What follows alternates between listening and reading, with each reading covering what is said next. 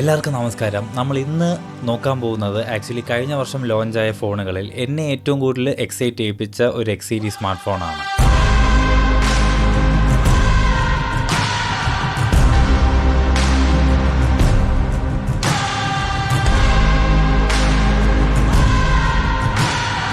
വിവോയ്ക്ക് അവരുടെ X series flagship ഉള്ളതുപോലെ Oppo നമുക്ക് ഫൈൻഡ് എക്സ് സീരീസ് ഉണ്ടെന്ന് പറഞ്ഞ് പുറത്തിറക്കിയ അവരുടെ ഏറ്റവും കിടിലം ഫ്ലാഗ്ഷിപ്പായ ഒപ്പോ ഫൈൻഡ് X9 Pro ഈ ഫോണിന്റെ ഒരു 48 hours ഒരു യൂസർ ഇംപ്രഷനാണ് നമ്മൾ ഇന്ന് ഈ വീഡിയോയിൽ നോക്കാൻ പോകുന്നത്. ആക്ച്വലി ഈ ഫോൺ മാർക്കറ്റിൽ വന്നപ്പോൾ തന്നെ ഞാൻ ഇതിന്റെ ഇനീഷ്യൽ റിവ്യൂസും ക്യാമറ സാമ്പിൾസും ഒക്കെ കണ്ടപ്പോൾ തന്നെയും എനിക്ക് ഈ ഫോൺ ടെസ്റ്റ് ചെയ്യണമെന്ന് ഭയങ്കര ആഗ്രഹം ഉണ്ടായിരുന്നു. എന്നെ ഏറ്റവും കൂടുതൽ ഈ ഫോണിൽ എക്സൈറ്റ് ചെയ്യിപ്പിച്ചത് നമ്മുടെ ഹാസൽബ്ലാഡിന്റെ കൊളാബറേഷനുള്ള ട്രിപ്പിൾ ക്യാമറ സെറ്റപ്പ് തന്നെയാണ്. സോ അതിന്റെ ഒരു വാട്ടർമാർക്കും ആ ഒരു ഷട്ടർ സൗണ്ടും എല്ലാം എനിക്കൊരു ഭയങ്കര എക്സൈറ്റ്മെന്റ് ഉള്ളൊരു പരിപാടിയായിരുന്നു. സോ അത് ചെക്കൗട്ട് ചെയ്യാൻ വേണ്ടി ഭയങ്കരമായിട്ട് വെയിറ്റ് ചെയ്യുമായിരുന്നു. ആൻഡ് ഈ ഫോൺ എനിക്ക് ടെസ്റ്റ് ചെയ്യാനായിട്ട് തന്ന നമ്മുടെ ട്രിവാൻഡ്രം MG റോഡിലുള്ള പോത്തീസിന് ഒരു വലിയ താങ്ക്സ്. ഈ രണ്ട് ഫോൺസിന്റെ ഡെമോ യൂണിറ്റ് അവിടെ അവൈലബിൾ ആണ്. ലൈക്ക് ഫൈൻഡ് X9 X9 Proയും അവൈലബിൾ ആണ്. സോ നിങ്ങൾക്ക് യൂസ് ചെയ്യണമെങ്കിൽ അവിടെ പോയാൽ മതി, യൂസ് ചെയ്ത് നോക്കാം. ഇതെനിക്ക് ആക്ച്വലി 2 ദിവസം ഈ ഫോൺ കയ്യിലുണ്ടായിരുന്നുള്ളൂ. സോ ഇതൊരു ഇൻഡെപ്ത് റിവ്യൂ ആയിട്ടൊന്നും പറയാൻ പറ്റില്ല. നമുക്കൊരു 2 ദിവസത്തെ ഒരു ഇംപ്രഷൻ, ലൈക്ക് ഒരു 48 hours ഒരു ഇംപ്രഷൻ എങ്ങനെ ഉണ്ടെന്ന് നോക്കാം. കൂടുതലും ഞാൻ ഈ ഫോണിന്റെ ക്യാമറ തന്നെയാണ് ചെക്ക് ചെയ്തത്.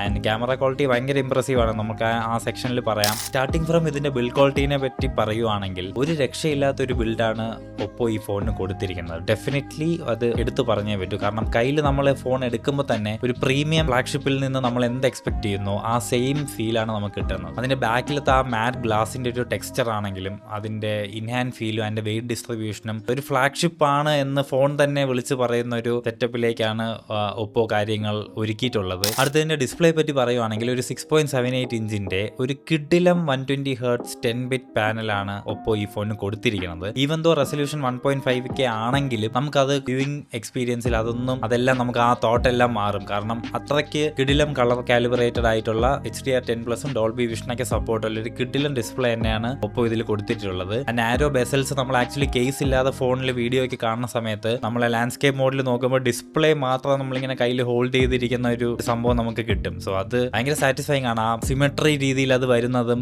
പിന്നെ ഒരു ഫ്ലാറ്റ് ഡിസ്പ്ലേ ആണ്. ആക്ച്വലി എനിക്ക് പേഴ്സണലി കർവ് ഡിസ്പ്ലേസിനോടാണ് ഇഷ്ടമെങ്കിലും ഈ ഫോൺ 2 ദിവസം യൂസ് ചെയ്ത സമയത്ത് ഓക്കെ ആ ഫ്ലാറ്റ് ഡിസ്പ്ലേ കൊള്ളാമല്ലോ എന്ന് വെച്ചാൽ ഫുള്ളി ആ ഒരു ഡിസ്പ്ലേ നമുക്കൊരു വ്യൂയിങ് അത്യാവശ്യം നല്ല പോലെ എൻജോയ് ചെയ്യാൻ പറ്റുന്നുണ്ടെന്നുള്ളൊരു കാര്യം മനസ്സിലായി. സോ ഡിസ്പ്ലേയുടെ കാര്യത്തിൽ ഒന്നും പറയില്ല. അടിപൊളി ഒരു ടോപ്പ് നോച്ച് പാനൽ തന്നെയാണ്. സോ ഡിസ്പ്ലേ ആയി ഡിസൈനായി രണ്ടും സെറ്റാണ്, ഒന്നും പറയാനില്ല. ഇതിൽ മീഡിയടെക്കിന്റെ ഒരു പവർ ഹൗസ് ചിപ്സെറ്റ് എന്ന് പറയുന്ന Dimensity 9500 ആണ് ഈ ഫോണിനെ പവർ ചെയ്യുന്നത്. അതൊരു 3 nm ചിപ്പാണ്. ഏതൊരു ഫ്ലാഗ്ഷിപ്പും പെർഫോം ചെയ്യും പോലെ തന്നെ അടിപൊളി ഒരു പെർഫോമൻസ് ആണ് നമുക്ക് കിട്ടുന്നത്. ഒരു ലാഗോ സ്റ്റട്ടറിങ്ങോ അങ്ങനെ ഒന്നും ഇല്ലാത്ത ഒരു അടിപൊളി ചിപ്സെറ്റ് ആണ്. ഞാൻ അതിൽ ഗെയിം കളിച്ച് നോക്കി. ജെൻഷിൻ ഇമ്പാക്ട് ഞാൻ ആക്ച്വലി ഫസ്റ്റ് ടൈം ഒരു ഫോൺ മൊബൈൽ ഡിവൈസിൽ കളിക്കുന്നത്. ആൻഡ് അത് ഒരു ഹാഫ് ആൻ അവർ കളിച്ച് നോക്കിയപ്പോഴത്തേക്കും 60 FPS കോൺസ്റ്റന്റ് കിട്ടുന്നുണ്ട്. പിന്നെ ഇതിൽ ഗെയിം മോഡ് ഉണ്ട്. അതൊന്നും ഞാൻ അധികം എക്സ്പ്ലോർ ചെയ്തില്ല. ബട്ട് ഞാൻ കളിച്ചതിൽ വെച്ച് അസ്ഫാൾട്ട് കളിച്ച് നോക്കി. അതും ആക്ച്വലി 120 FPS വരെ എന്തോ കിട്ടുന്നുണ്ട്. സോ ഗെയിമിങ്ങും അടിപൊളിയാണ്. ഇതിലും പെർഫോമൻസിന്റെ കാര്യത്തിൽ ഒന്നും പറയില്ല. LPDDR5X റാം, UFS 4.1 സ്റ്റോറേജ് ഒക്കെ ഉള്ള നമുക്ക് ആസ് എക്സ്പെക്റ്റഡ് ഈ കാര്യങ്ങളൊക്കെ നമ്മൾ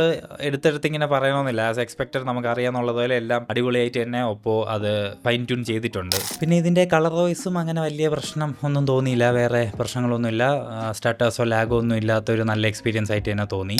ഇനി ഈ ഫോണിന്റെ ഏറ്റവും നമ്മൾ കുറേ കാലമായിട്ട് ഫോണൊക്കെ സാച്ചുറേറ്റഡ് ആണ്, ഇനി ഫോണിലൊന്നും ചെയ്യാനില്ല, ഓൾറെഡി എല്ലാം ടെക്നോളജി അഡ്വാൻസ്മെന്റ് എല്ലാം കൊണ്ടുവന്നു, ഇനിയൊന്നും ചെയ്യാനില്ലെന്ന് പറഞ്ഞിരിക്കുന്ന സമയത്ത് ഒപ്പോ, വിവോ, ഷവോമി ഇവരൊക്കെ ചെയ്യുന്നത് ആക്ച്വലി ഒരു കമന്റബിൾ ജോബ് തന്നെയാണ്, പറയാതിരിക്കാൻ പറ്റില്ല. ഇതിലങ്ങനെ പറയാൻ കാരണം ഒരു ഫ്ലാഗ്ഷിപ്പിൽ ഏറ്റവും കപ്പാസിറ്റി കൂടിയ 7500 mAh ബാറ്ററിയാണ് ഇവർ ഈ ഫോണിൽ കൊടുത്തിരിക്കുന്നത്. അതിന്റെ ഏറ്റവും വലിയൊരു കാര്യം എന്ന് പറഞ്ഞാൽ ലാസ്റ്റ് ഇയർ ഫ്ലാഗ്ഷിപ്പിൽ നോക്കുമ്പോൾ കാര്യമായി നമുക്കൊരു ഫോണിന് വെയിറ്റ് കൂടുകയോ അല്ലെങ്കിൽ ഒരു അൺബാലൻസ് ആവുകയോ ഒന്നും ചെയ്യാതെ അവരത് ഇൻകോപ്പറേറ്റ് ചെയ്തു എന്നുള്ളത് ഒരു ഭയങ്കര കയ്യടി കൊടുക്കേണ്ട ഒരു കാര്യം തന്നെയാണ്. ഡെഫിനറ്റ്ലി എനിക്ക് ഉറപ്പുണ്ട് അടുത്തൊരു ഒപ്പോ ഫൈൻഡ് X10 സീരീസ് അല്ലെങ്കിൽ X12 സീരീസ് ഒക്കെ ഇറങ്ങുമ്പോൾ ഡെഫിനറ്റ്ലി ഇവർ 7500 10,000 ആക്കും. ഈ 10,000 എന്നുള്ള ഒരു വാല്യൂ പറയുമ്പോഴത്തേക്ക് നമുക്ക് പറയേണ്ടത് നമ്മളൊക്കെ മുന്നേ പവർ ബാങ്ക് മേടിക്കുന്ന സമയത്ത് ഒരു പവർ ബാങ്ക് നമ്മൾ ഇനീഷ്യലി മേടിച്ചുകൊണ്ടിരുന്നത് എത്ര mAh ആയിരുന്നു? 10,000 ആയിരുന്നു. സോ ആ റേഞ്ചിൽ അതൊരു ഫ്ലാഗ്ഷിപ്പിന്റെ ബാറ്ററി അത്രയും കിട്ടുന്നല്ലോ എന്ന് ആലോചിക്കുമ്പോൾ അതൊരു വലിയ കാര്യം തന്നെയാണ്. കാരണം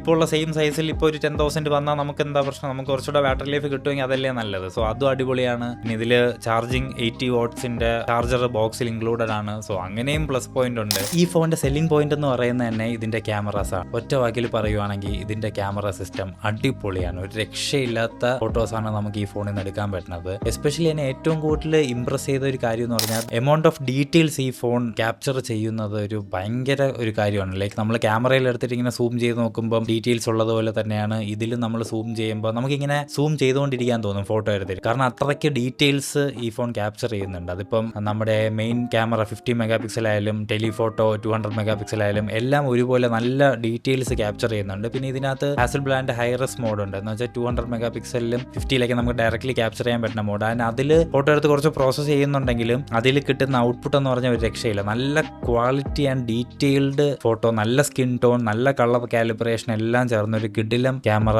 സിസ്റ്റം ഉള്ള ഒരു ഫോൺ തന്നെയാണ്. ഞാൻ ആക്ച്വലി ഒരു മോഡൽ ഷൂട്ട് ചെയ്തായിരുന്നു. കിട്ടിയ കുറച്ച് ടൈമിൽ മോഡൽ ഷൂട്ട് ചെയ്തായിരുന്നു. അതിന്റെ ഫോട്ടോസ് ഞാൻ സാമ്പിൾസ് കാണിക്കാം. ഒരു ഫോണിൽ നിന്നാണോ നമുക്ക് ആ ലൈറ്റ് കൺട്രോൾ ചെയ്യുന്നത് ഒരു രാവിലത്തെ ഒരു ഗോൾഡൻ അവർ ടൈമിലൊക്കെ ആയിരുന്നു. സോ ആ ലൈറ്റ് കൺട്രോൾ ചെയ്തതും എല്ലാം നല്ല അടിപൊളിയായിട്ടുണ്ട്. ആൻഡ് പിന്നെ ഒരു കഫേയിൽ ഞാൻ പോയി കുറച്ച് ഇന്റീരിയർ ഫോട്ടോസും വീഡിയോസും ഒക്കെ എടുത്തായിരുന്നു. സോ അതെല്ലാം ഞാനിവിടെ ഷെയർ ചെയ്യുന്നുണ്ട്. സോ മെയിൻലി എനിക്ക് തോന്നി ഇതിന്റെ കളേഴ്സ് തന്നെയാണ്. നമ്മുടെ ഒപ്പോ ഇതിനെ ലൂമോ എഞ്ചിൻ എന്നെന്തോ വിളിക്കുന്നുണ്ട്. പക്ഷേ ഇതിന്റെ കളേഴ്സും കാലിബ്രേഷനും ഒക്കെ അടിപൊളിയാണ്. പിന്നെ ഇതിന്റെ വീഡിയോനെ പറ്റി പറയുവാണെങ്കിൽ നമുക്ക് 4K 120 FPS 10-bit log videos shoot ചെയ്യാം. വീഡിയോസ് അത്യാവശ്യം നല്ല ഒരു ക്വാളിറ്റി ലോഗിൽ ഞാൻ ഷൂട്ട് ചെയ്ത ഞാനൊരു കഫേയുടെ ഇന്റീരിയർ കുറച്ച് വീഡിയോസ് ഞാനിപ്പം ഇതിൽ ഷൂട്ട് ചെയ്തത് കാണിക്കാം.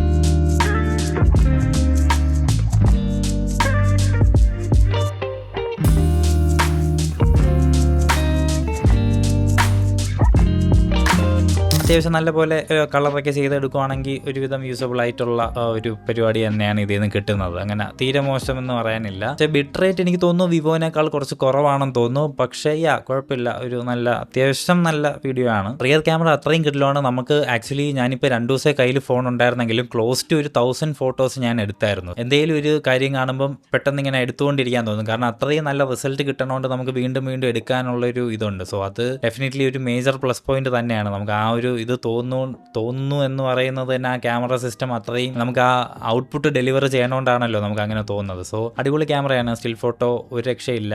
എനിക്ക് സത്യം പറഞ്ഞാൽ ഈ ഫോൺ ആക്ച്വലി തിരിച്ചു കൊടുക്കുന്ന സമയത്ത് ഒരു വിഷമം ഉണ്ടായിരുന്നു. കാരണം കുറച്ചുകൂടെ ടെസ്റ്റ് ചെയ്യാനും കുറച്ചുകൂടെ ക്യാമറ സാമ്പിൾസ് ഒക്കെ എടുക്കാൻ നല്ല ഇൻട്രസ്റ്റ് ഉണ്ടായിരുന്നു. പക്ഷേ തിരിച്ചു കൊടുക്കേണ്ടി വന്നു.